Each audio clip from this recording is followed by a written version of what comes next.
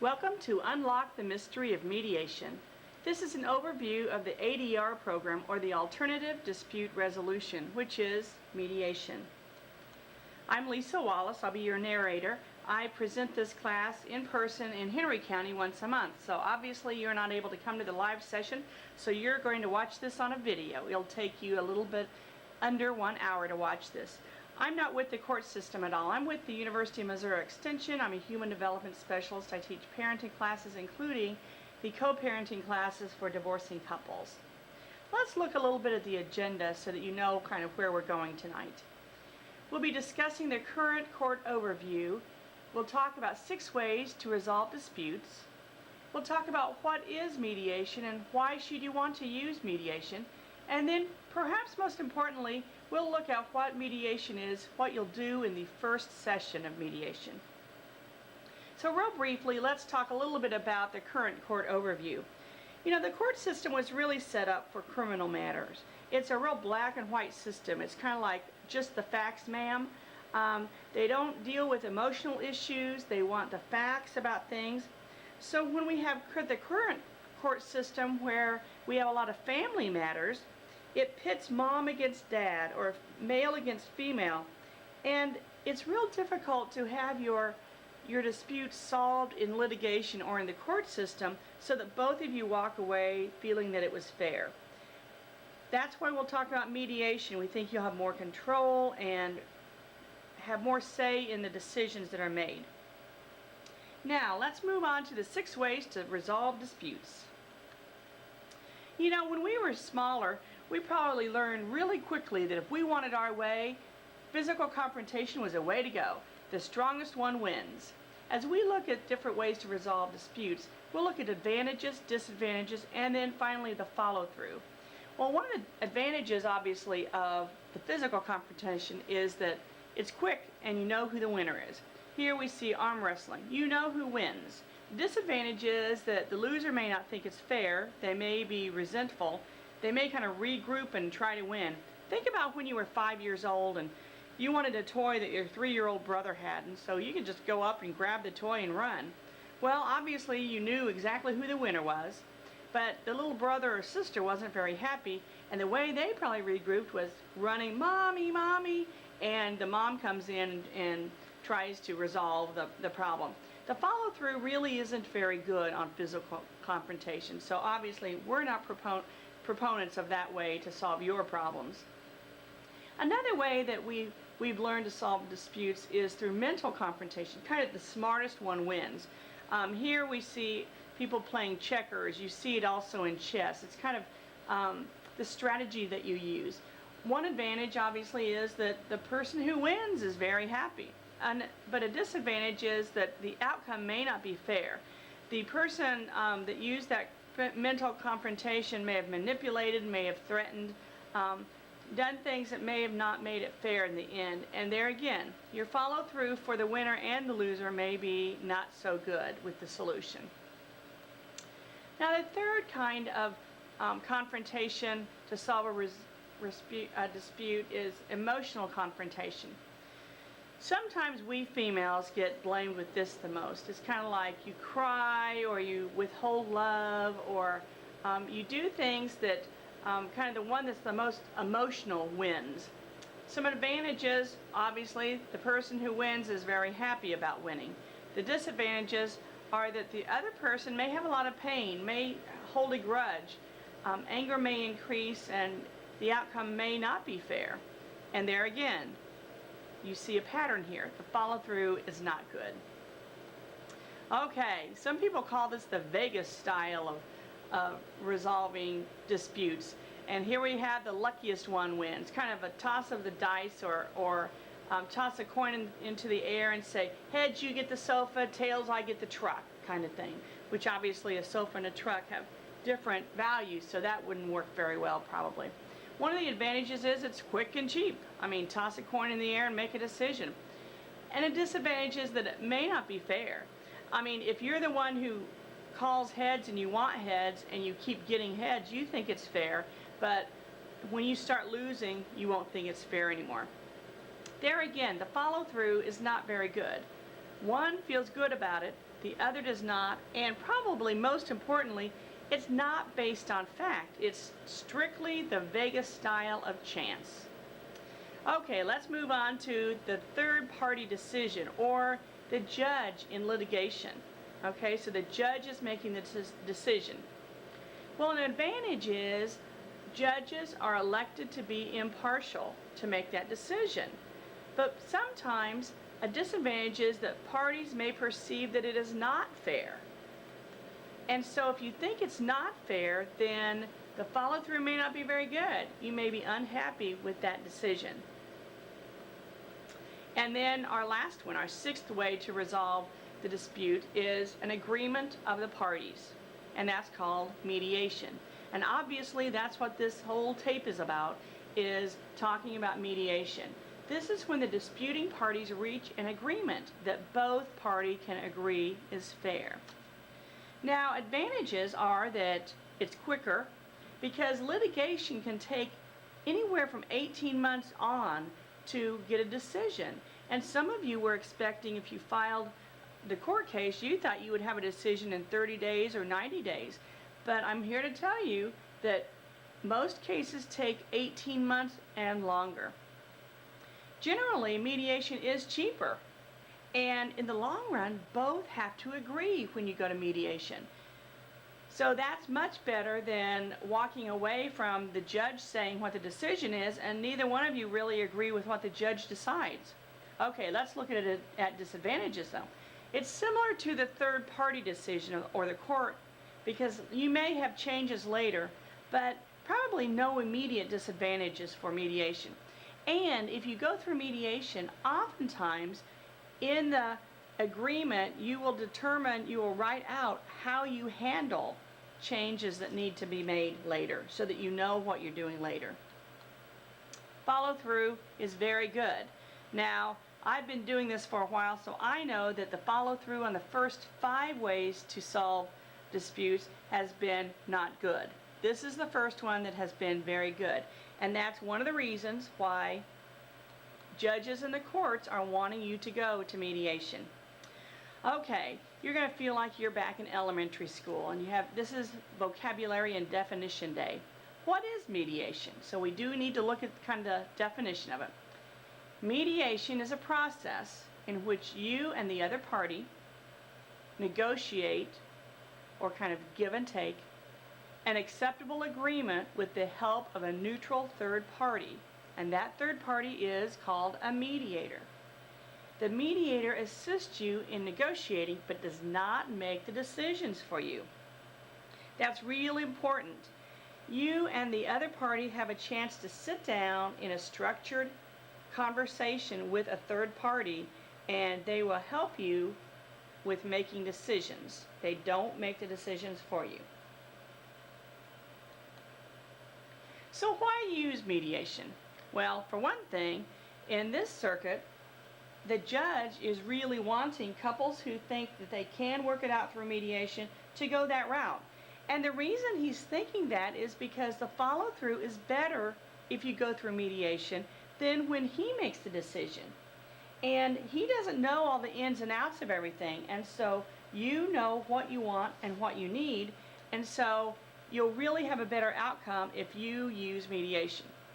So, number one, obviously, you have control over the outcome. Mediation gives you control. You and the other party talk directly. It's less formal than court.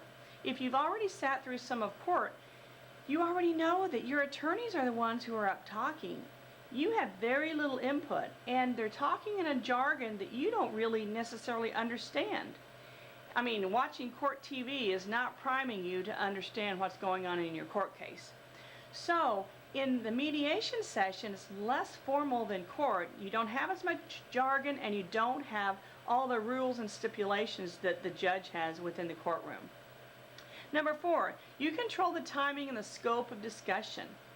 Sometimes people say that with the legal system, you ask for the moon and then you just get a little piece of a star. But in mediation, you just ask for the most important things that you want. And then you work until you get decisions on those most important items. Those issues that are very, very important to you is what you work on. Number 5, you may use your attorney as an advisor if you'd like, or it can just be the mediator and the mom and the dad.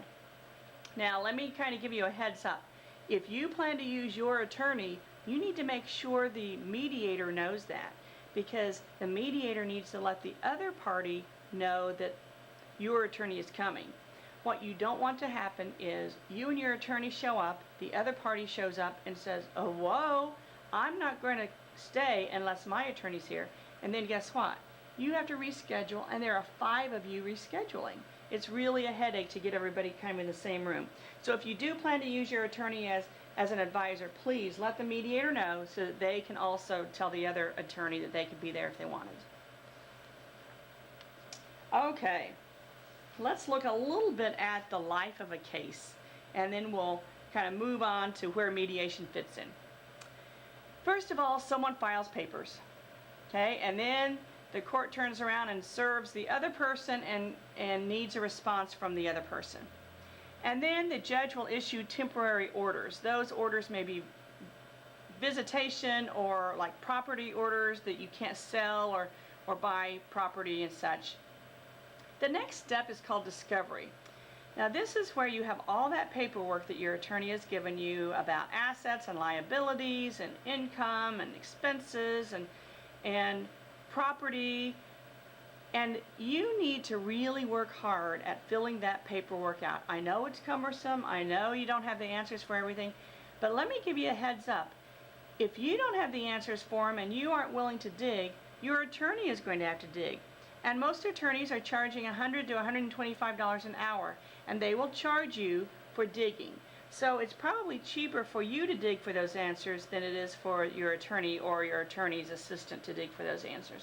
So your attorney needs to know what is on the plate, what's on the table for decisions to be made.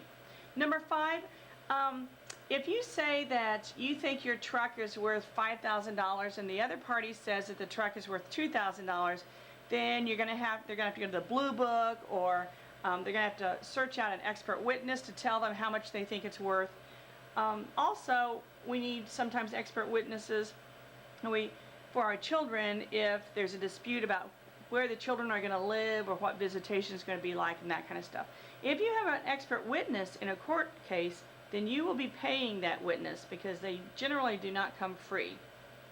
Now the next thing is the settlement conference, and this is generally when the judge and the attorneys sit down and decide, can we settle this before we go to trial? A trial is long, a trial is costly. If they determine that it cannot be settled, then yes, you will prepare for a trial. The trial will be held, it's anywhere from 1 to 2 days, and then at that point in time, the judge is not going to end the trial and say, okay, this is what I've decided. Usually the judge will take anywhere from a week to 2 or 3 months to decide, depending on how complicated the case is. So you probably will not get your decision the day of the trial. And then when you have the judgment, the judge does make a decision, he or she calls you in, and some people think, okay, the gavel has sounded and this is the end. But generally it's not, because you're thinking, this wasn't fair, that wasn't the decision that he was supposed to give. My attorney said that we would get this and this. Well, you're leaving it up to an impartial judge to decide, and so in the end, oftentimes mom walks away not feeling very good and dad walks away feeling not very good, okay? So number 10 is you all may appeal, or you may, at that point in time, file some motions to modify. That means more attorneys, that means more money. Now they've instituted a new case management conference, and this is a relatively new step kind of in the life of a case, and it involves the judge, both attorneys, and both parties, meaning both mom and dad. The judge tries to see how close to a decision you all are and see if the mediation is going to be maybe an option in your case.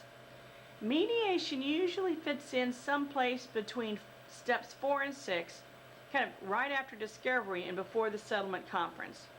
So let's look back at the life of a case, and oftentimes there at number 4, that's where you're gathering all the information and stuff, and you're going crazy because you don't have all the answers to fill in and such, so you're having to find tax forms and such. Well, before you can have a case management session, you really do need to know what all's on the table for discussion. And so generally your case management conference will happen someplace between discovery and expert witness and opinions, but before the settlement conference.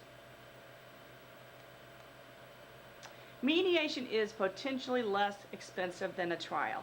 You will have to pay for mediation. It's generally $100 an hour for each party. So it may vary depending on who your mediator is, but generally most cases, depending on how complicated your case is, most cases take anywhere from 2 to 8 hours of mediation. And in your each session is a 2-hour session. And so when you think about being less expensive, you need to kind of think about what expenses you might have related to a trial and related to mediation. Obviously, a 2-day trial with attorney's fees, you probably have already paid a retainer, and then your attorney's fees are then by the hour. And like I said, generally attorney's fees are anywhere from $100 to $125 or $150 an hour. And you probably have to take some time off work, so that's an expense. You may have child care costs if you don't have someone to watch your young children. And the emotional cost of fretting about what's going to happen in court.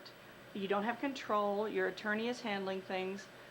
Just the worry, and in mediation, you're in control, and you may be anxious about it, but you do have control over what's happening. So mediation is a backup to the court system. The court's not really in a position to solve all of your problems. Mediation, on the other hand, gives you an option to talk about more than real basic like custody, visitation, and child support issues. Mediation is a structured conversation. The mediator controls the conversation, and it allows both parties to speak uninterrupted. Both parties have to agree on the outcome, or there is no outcome. The mediator is not there to judge or to determine who is right. The mediator is there kind of as a referee to make sure that both parties have a chance to talk, and then is there to help you think about options. Most of the time, couples have been batting around these issues, and they think they know everything there is to know about these issues because you've talked about them so much. But the reality is, you've talked about them in the same way, and maybe you need to look at them in a different way, and the mediator is in a position to help you see things in a different way and look at barriers and look at options. Mediation is confidential. Your mediator will not be called into court to testify. What is said in the room stays in the room. Now there are two kind of exceptions to that. Unless there are threats to a life, or unless one of you is talking about how you have abused or neglected your children. And those are two exceptions that the mediator has to report, okay?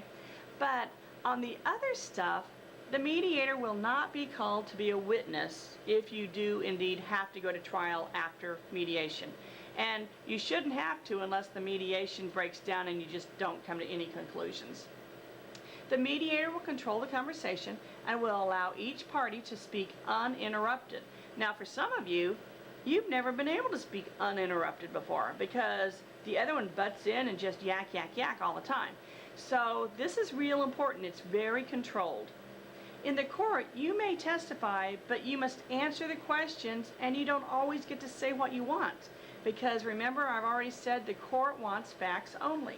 So in mediation, you can say whatever you want to, and that's not the case in the court.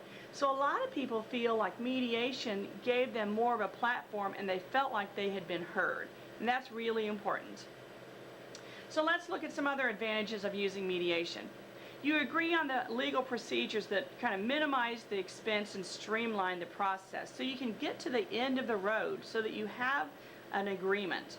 You decide how to handle post-dispute issues and decisions within your mediation so that when you do have to go back to court, you can handle it through mediation again. And there again, I sound like a broken record, but you have control over the decision, and that's very important. Okay, we have an actual case of mediation, and Mom and Dad divorced 2 years ago, and they have a 13-year-old child, and he happens to live with Dad.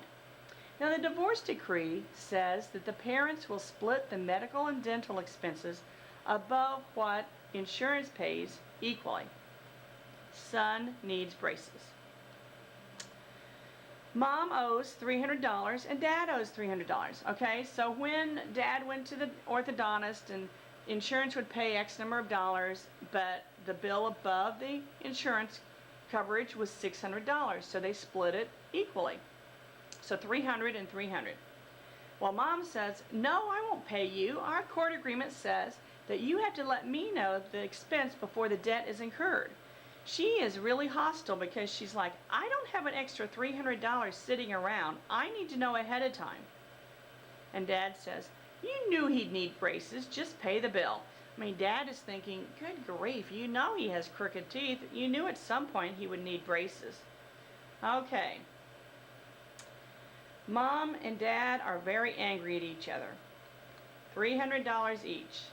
Now, Dad hires an attorney because Mom is not going to pay her $300. He pays $1,200 for a retainer for an attorney. Well, Mom gets served papers. Guess what? She needs to hire an attorney. She hires an attorney for $1,200 retainer. What happens? They still owe, don't they? Well, every time the son hears his parents talk and argue about this issue, he's thinking it's all his fault. It's his fault because he has crooked teeth. Well, as an adult, we're thinking, oh no, he would never think that. But the reality is, yes, they do.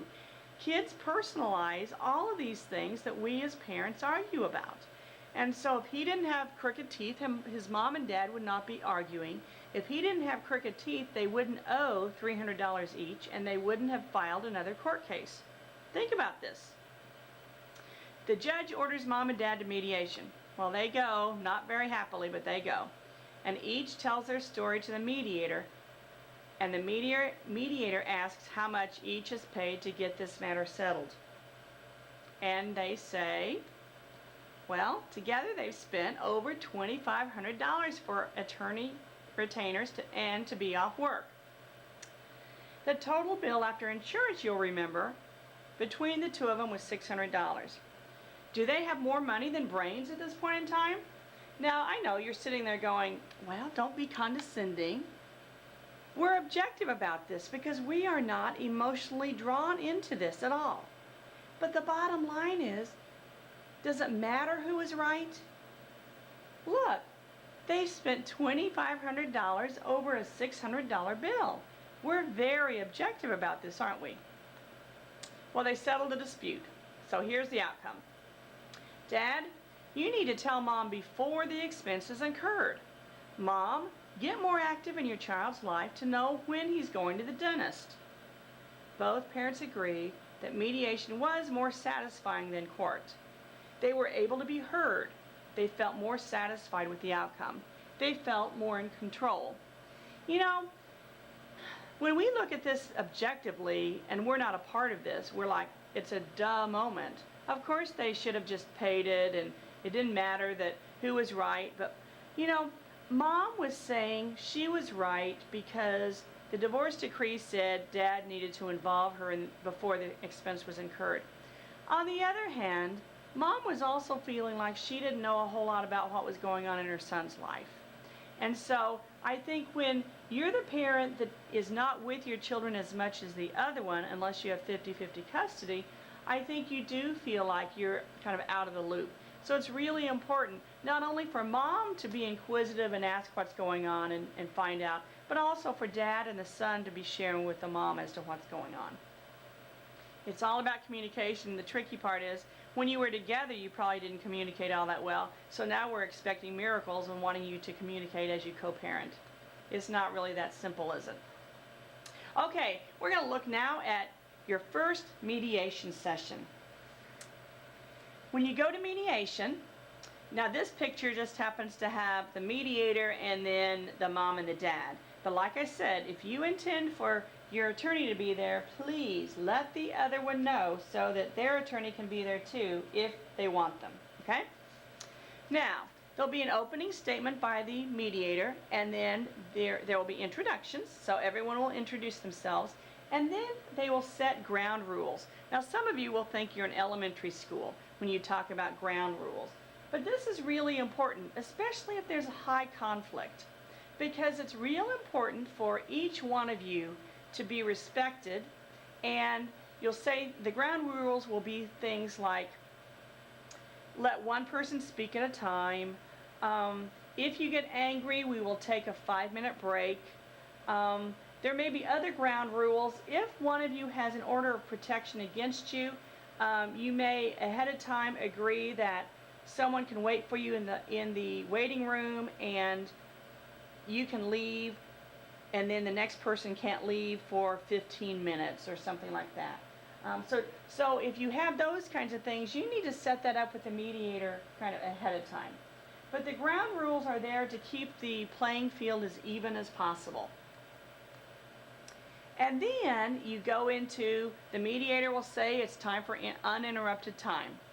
And hallelujah, this is the time when each one of you gets to tell your story. So that means you have to keep your mouth shut and listen when the other person is speaking. You do not interrupt them. You let them talk until they are finished. Even when you believe they are not telling the truth, when you can't believe what they're saying, you let them speak. And then the mediator will say it's time for you to speak, and then you have a chance to speak. Now, some of you will choose to rebut everything that the first person has said. Instead of that kind of discord, it would be helpful if you would just tell your story the way you see it. Tell what you think are the important issues and why you think they're important and what you want the mediator to hear, okay? The mediator is probably taking notes. And actually, you and the other parent may also be wanting to take notes about what's going on and what the other person is saying as well. Some people call the uninterrupted time as the time of unloading your closet. Have any of you ever cleaned out a closet? And probably the most efficient way to do it is to take everything out of your closet and put it on the floor. That's kind of what you're doing. You're taking everything from this dispute and you're laying it on the table in succinct ways. You need to organize your thoughts and write down, if you need to, ahead of time, some notes to know what you're wanting to talk about, okay?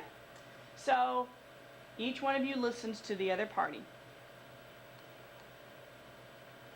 Then there's an exchange. The mediator kind of tries to explore the main issues, tries to clarify what you mean by certain things, wants to fill in gaps that they might see, and then identify obstacles and possibilities. Some mediators will use a flip chart to write things on. Others will just write things on pieces of paper just in front of you. And then the agenda is set. Now, oftentimes in your first 2 hours, you won't get to setting the agenda, or you might get started on setting the agenda, but you have to work on that for your next session. Here you list the issues, and this is really where mediation begins. And you build on what has been accomplished. Now, mediators have different styles, and so this is just kind of a general framework.